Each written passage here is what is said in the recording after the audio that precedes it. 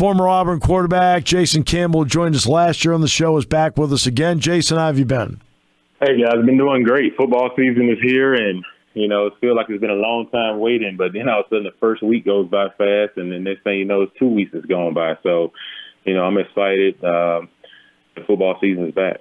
How would you describe a Saturday in Auburn, Alabama? Oh, I would say this, just like Friday Night Lights, as far as like some towns where you feel like everything shuts down when a football game is going on a Friday night in a small town. That's how it is in Auburn. Auburn is a really good place to live.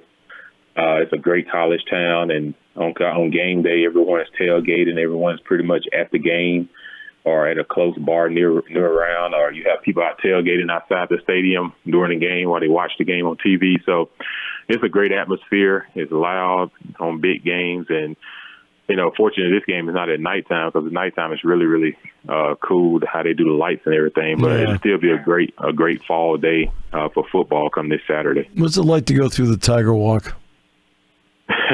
Well, it's different now. When I went through Tiger Walk, we didn't have security guards. I know. And I used to tell Tuberville when we got to the locker room, I said, Coach, I said, is there any way? I said, I love Tiger Walk. I said, but is there any way we can get the people to stand back a little bit? I said, I done took 4 or 5 sacks before I even get to the locker room.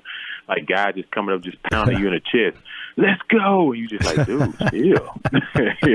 So around towards my senior year, we finally got around to having security guards that kind of had it roped off a little bit so people couldn't just be like right on top of you, pounding you in the chest and punch you in the arm, talking about let's go. So, but it's a great experience. When you look at the job that TJ Finley has done through 2 games and then Robbie Ashford, what have been your thoughts from a quarterback's point of view?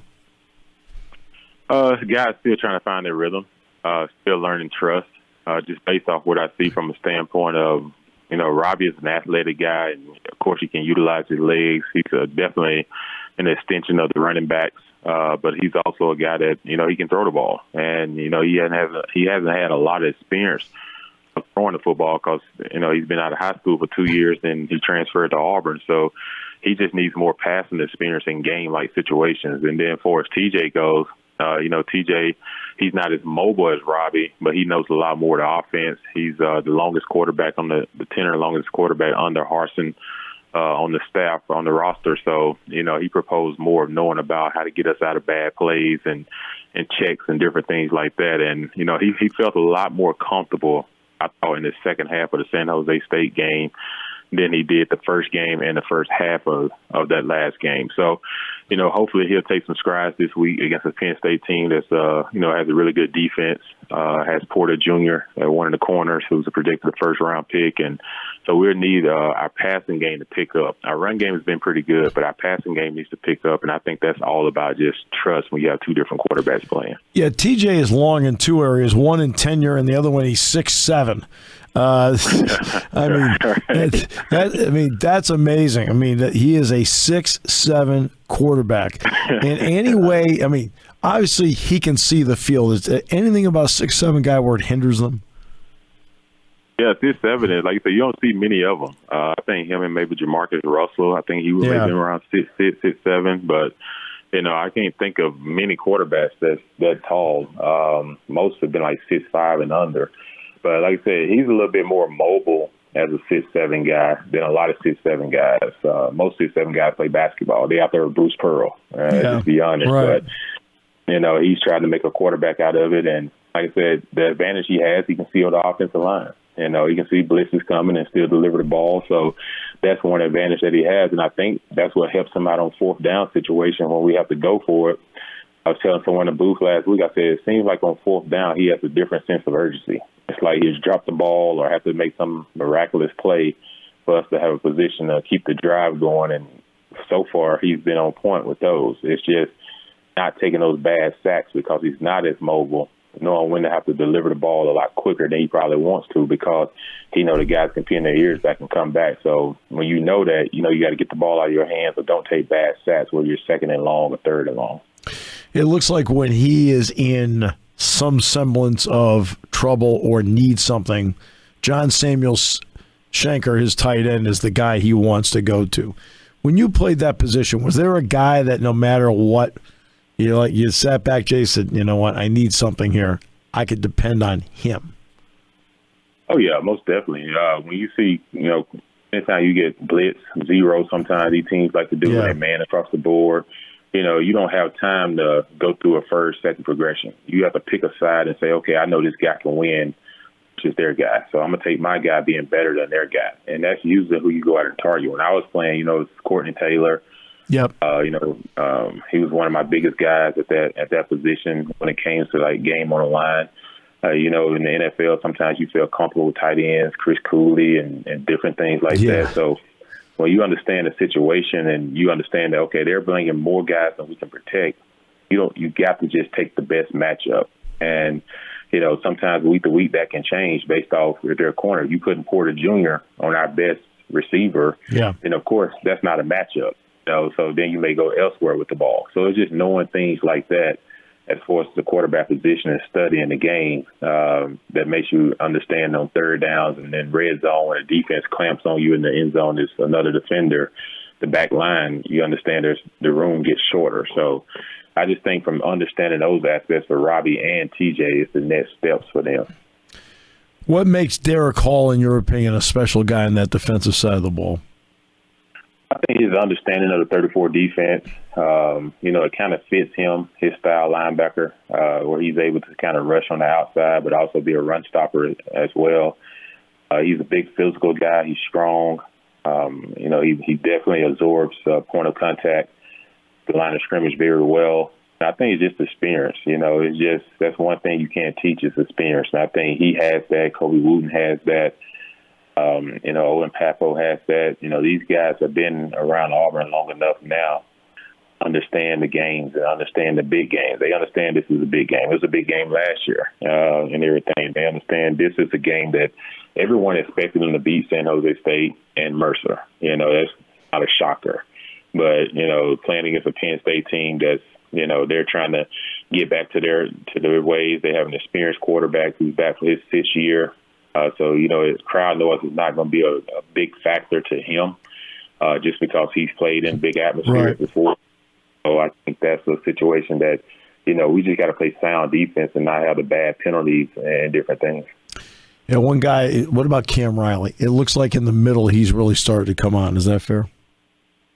It reminds me of, I'm not sure if y'all know Carlos Dansby. Yes, I'm very aware. He played against Penn State in the Capital One Bowl. Yeah, so Carlos Dansby kind of reminds me of a Carlos Dansby. He's very long. He's 6'4". He has long arms, and that helps you in the passing game, the run game, and if you're athletic, it just helps you all over. And I just think from a standpoint, he's really, really coming on that linebacker position, and taking over from McClain and everything. Yeah. I just think he's a guy that he just gets better each game. He had 16 tackles in the first game, and last game he didn't have as many as he did the first, but, at the same time, I think he's still a guy that's so athletic. You have to know where he's at all times on the field. And let's just face it, the more he can get between the ears of knowing what to do, then he's going to be a really, really great football player for Auburn. How do you describe Tank? Hard-nosed downhill. He really resembles his name, Tank. He kind of, is a one-back type of guy. When he gets the ball, it's one direction. It's downhill. He tries to get there as quick as he can. Our other backs are a little bit more patient as far as, like, when it comes to reading the zones and cutbacks and different things. But Tank is I want to get going downhill. If anyone's in the way, they're just in the way.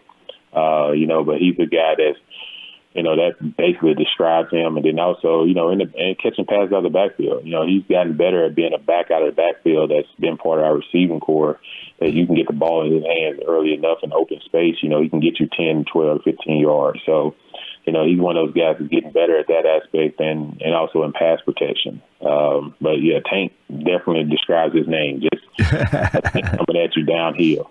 Yeah. Oh, no, he is all of that. There's no question about that.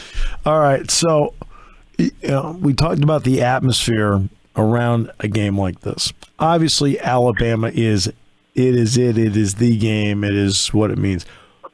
What does this game mean? Penn State's never been there.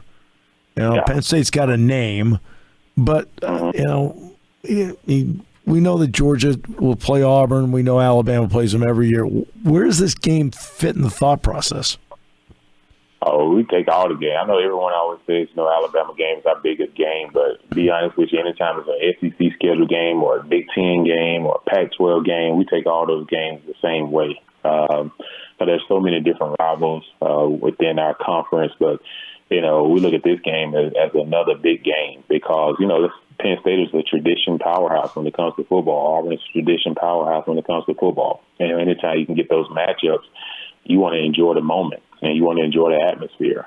And, if I'm a Penn State fan, this is a game I'm putting on my bucket list to come to. Right. Because the atmosphere is going to be electric. If you haven't been to Auburn before, been in big games, like you'll feel the energy. Tailgating would be awesome. And just the whole lead up to the game. And like I said, RVs, what's today, Tuesday? Tuesday. So RVs will start coming in this afternoon.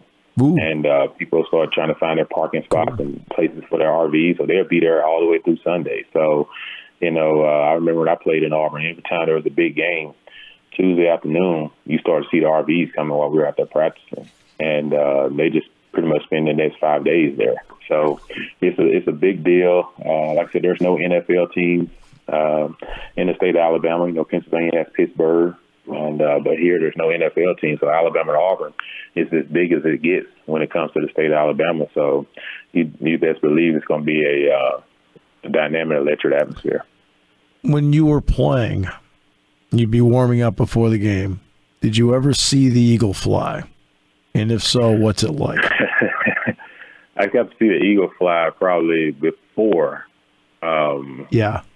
Before I started actually playing. Okay. I was actually a recruit. I didn't actually get a chance to see the eagle fly again until after I finished playing ball. I kind of wish they had it where the players could be on the sidelines as soon as they do the national anthem and then have the eagle to fly.